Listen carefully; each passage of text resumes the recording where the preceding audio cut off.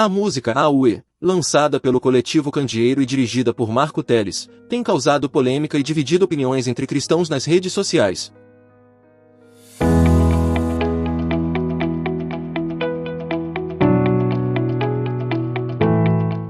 O cantor da música Aue estava usando uma pulseira do candomblé da Umbanda? É isso mesmo, produção? Bom, dizem que antes de julgar alguma coisa tem que ver os dois lados e o contexto. Então vamos lá analisar os prós e contras e também o ataque e a defesa desta música, né? Porque não é hino. Segundo os autores da música, Aue significa linguagem e expressão de festa com base na passagem de Lucas 14, versículo 16, que fala lá do grande banquete. Mas, em uma outra religião aí, né, a Umbanda, a palavra Aue também tem o seu significado. E aí vai de adereços rituais até expressões de celebração e saudação. Ok, né? Até aí tudo bem. Só que o problema, senhoras e senhores, é que essas saudações e celebrações são rituais para quem?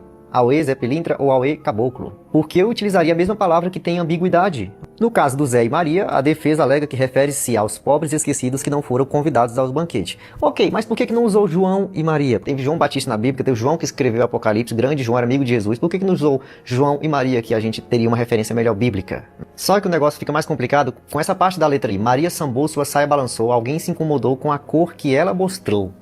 Saia, na época de Jesus não tinha saia, era vestido ou túnica. Mas quem que a gente conhece que usa saias coloridas? São as ciganas. Mas a defesa alega que rodar saia é um movimento de dança, de alegria, expressão corporal e cultural. Na Umbanda, rodar saia é muito mais que um movimento estético, um ato ritualístico carregado de fundamento espiritual e significado energético. Tá, mas por que eu ia fazer uma música que aparentemente é para ser gospel com duplo sentido? Não faz sentido. E ao mesmo tempo que Aue significa alegria e festa, também é uma palavra muito usada para confusão, agitação, barulho ou alvoroço. Quando negativa, bagunça ou desordem. Se Aue significa coisa boa e ruim ao mesmo tempo, por que eu colocaria uma palavra como essa que tem duplo sentido numa canção gospel, gente? O pastor Eliseu Rodrigues escreveu: autores comunicam. Quem quer ser melhor entendido deve também melhor comunicar. Tentou falar de simplicidade de modo tão profundo que se aproximou por demais do profano. A cantora e compositora Vanilda Bordieri, publicando a letra da canção com sua respectiva explicação, escreve: imagina o Zé tendo que estudar para entender uma música que fizeram para ele. A música foi anunciada como cristã, só a paleta de cores que lembra um pouquinho ali as cores do terreiro.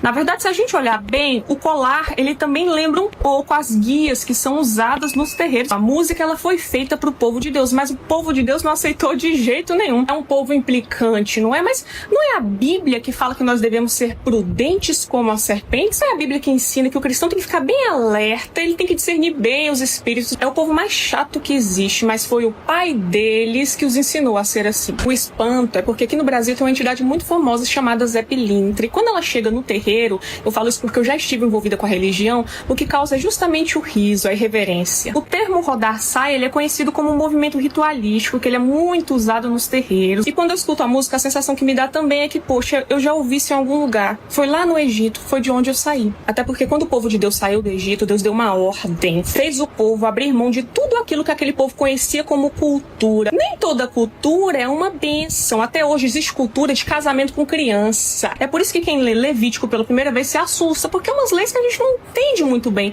Mas se você for estudar a cultura pagã ali do Egito, você vai entender que a Bíblia fala que nós não devemos fazer como os povos pagãos, que nós não devemos aprender com a cultura do Egito. E é por isso que o povo de Deus não aceitou a música. E, gente, vou falar uma coisa pra vocês. Eu fiz questão de dar uma boa estudada. Eu tenho a obrigação de estudar antes de trazer qualquer coisa aqui, porque na palavra de Deus diz que a quem muito é dado, muito também é cobrado. Então eu estudei, vi todo o álbum, li todas as letras, fui atrás dos pronunciamentos, dos comentários, eu vi tudo direitinho. Eu creio sim que lá no céu nós vamos ver todo tipo de povo, todo tipo de gente, todo tipo de língua, porque no mundo inteiro nós vamos ver pessoas se ajoelhando diante de Deus, se abrindo mão de tudo. Um povo que vai estar disposto a mudar de cidadania para a cidadania do céu, porque quando nós somos cristãos, a gente não se apega com nada que foi criado pelos homens. A gente passa pelo processo de ser esmagado. A gente fala para Deus: Senhor, pode esmagar, limpa a casa aqui, vai. Mexe até na minha personalidade se for preciso. Quebra o vaso, Senhor. Deus não fala que quebra? Quero sim trazer uma palavra para esse grupo. A Bíblia diz que a quem muito é dado, muito também é cobrado. Então não se espantem com a pressão. Vocês não têm pedido por mais, vocês não têm pedido uma porção maior para o Senhor.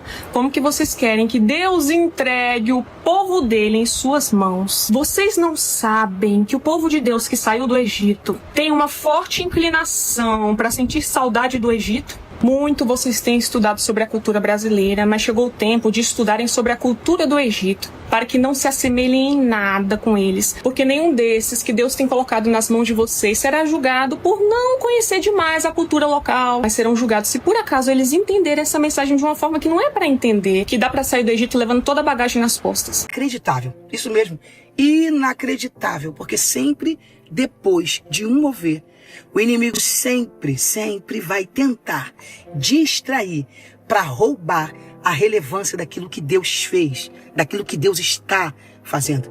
Existe um avivamento acontecendo. Existe um mover de Deus acontecendo na nossa nação. Aí o capeta, que não é criativo, mas repetitivo, faz o quê? Eu vou distrair para dividir. Porque avivamento só acontece na unidade. E qual é a proposta dele? Nada novo. Vou dividir de novo, distrair de novo, para roubar aquilo que Deus está fazendo. Esse final de semana nós vivemos uma experiência extraordinária. E ao invés dos crentes estarem ganhando tempo, não perdendo, falando, propagando o que Deus está fazendo, estão ganhando like naquilo que, na verdade, fazendo uma propaganda gratuita.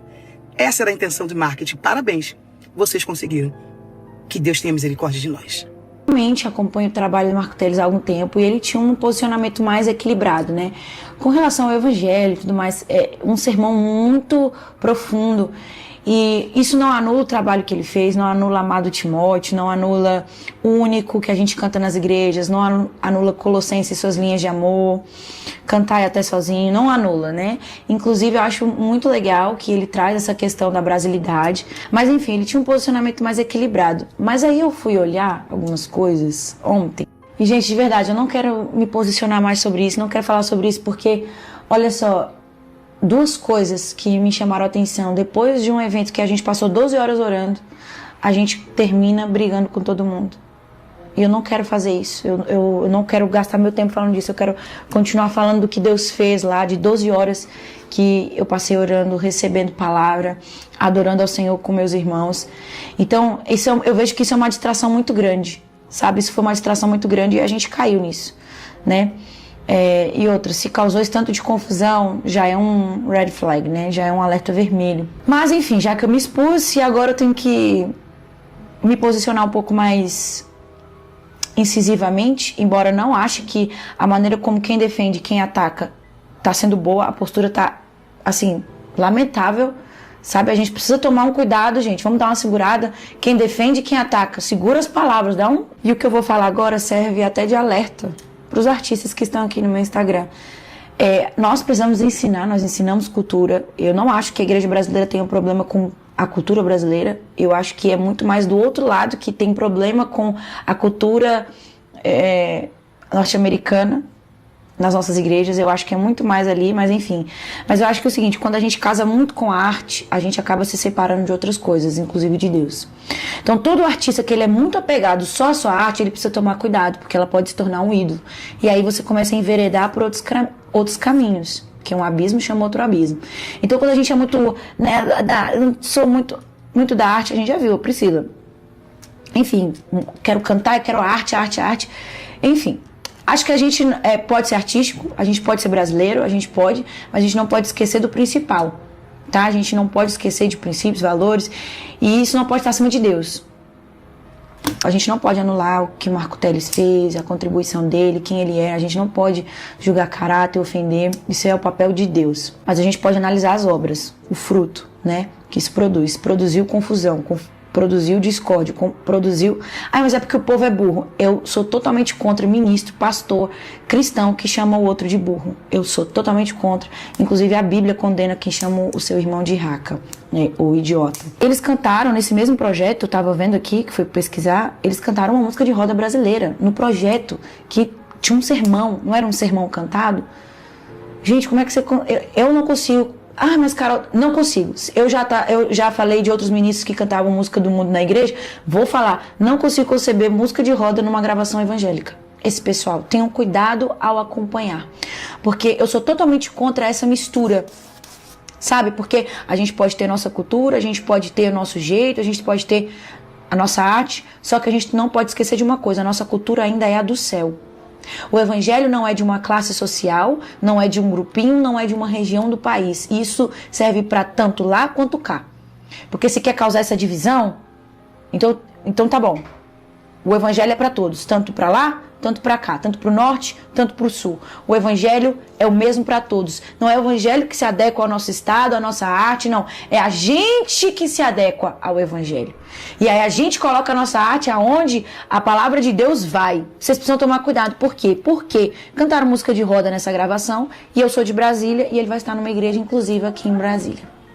Então é o seguinte, não sou amiga, não posso falar de caráter, não posso falar da índole, não posso falar que ele fez com tal intenção, não posso falar que fez para demônio, não posso falar isso, mas eu posso ver o fruto. E o fruto disso foi, o apóstolo Paulo fala em Romanos que a esperança produz a paz.